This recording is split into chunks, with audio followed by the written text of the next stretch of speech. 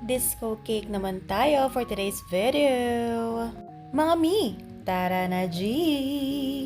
Ito na yata ang pinakamatrabaho at nakakakangalay na cake na ginawa ko magsimula nung nag-umpisa akong gumawa ng cake orders. Amazing! Order ito ng ating repeat customer, as in repeat na talaga. Napakaraming cake na i-order na niya sa atin, hindi ko na maibilang. Ayan, taga dito lang din yan siya sa village namin. And ang request niya ay full fondant na silver cake para sa debut ng kanyang anak na lalaki. O diba, banggahan? Naku mga mi, kung iisipin ninyo, napakasimple lang ng itsura ng cake na ito dahil silver lang siya, na meron disco ball, tsaka name toppers. Pero Diyos ko mga mi, inabot ako ng siyam-siyam sa paglalagay ng mga details ng cake na ito. Kuha ko pa talagang nagpatulong sa anak ko para lang matapos agad dahil ngalay na talaga ang mga kamay ko. Lalong-lalo na mga mi, hindi naman talaga tayo kasi ganun kasanay nga gumawa pa ng full fondant, 'di ba? Pero proud na ako na nagawa ko, na marunong na ako na mag-ganache ng cake or magbalot ng ganache ng cake. Medyo nagagamay na natin siya. Struggle pa rin tayo sa pagbabalot ng fondant sa cake natin, pero nagagawa naman natin siya ng paraan, and hopefully makakuha tayo ng napakarami pang full fondant na cakes para naman mahasa tayo sa pagbabalot. Yung mga paglalagay ng mga details and toppers, carry bells na yan, pagbabalot na lang talaga mga mi.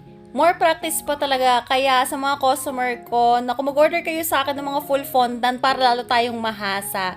Ayan, kung nakikita ninyo, para ginagamit natin yung parang pamplansya ng fondant. Nakalimutan ko. Yun, fondant smoother. Ayan, yung ginagamit natin para mabanat natin yung fondant. Dahil kung makikita ninyo, may mga litaw na chocolate. O diba, ayan na naman tayo sa sakit natin sa hindi pantay-pantay at hindi marunong magsukat. Pero yung mga nakaraan na gawa kong fondant cakes, medyo okay na siya.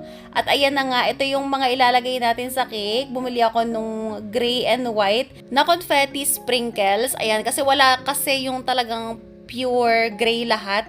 Kasi nga 'di ba yung goal natin is magawa nating silver yung cake. Ayan. So, ayan na yung pinakamalapit.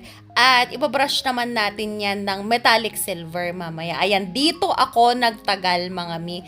Natatakot kasi akong ihiga siya para bubuhusan ko na lang siya ng sprinkle. Although may dawal naman to sa loob, ayokong mag-take risk tas mahulog yung cake, 'di ba? Sabi ko nga sa inyo, hindi pa ako confident talaga sa full fondant. So ayan yung ginawa ko, binubuhos ko, tapos kapag may mga nahuhulog, iniisa-isa ko. So bali yung pandikit natin diyan ay water lang. Ayan, pinagtiyagaan ko talaga yan, inabot ako ng oras-oras dyan. Tapos nang mailapat ko na lahat, nagbrush ako ng silver na luster dust. Ayan. Hindi na ako gumamit ng spray para dyan. Talagang minano-mano ko siyang i-brush. Kasi ang gusto ko, pati yung mga kasingit-singitan niya, ay matakpan natin ng silver.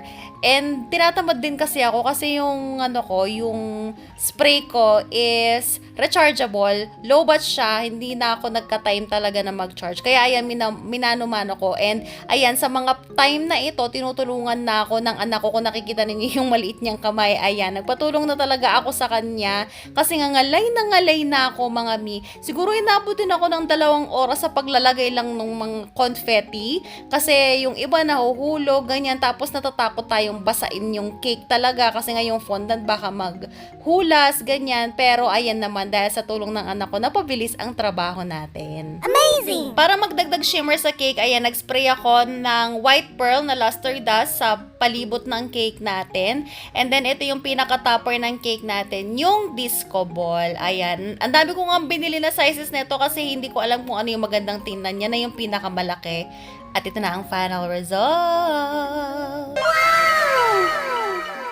O diba, ang syala ng cake natin, napakasarap tingnan sa mga mata. And that's it for today. See you on our next video. Bye!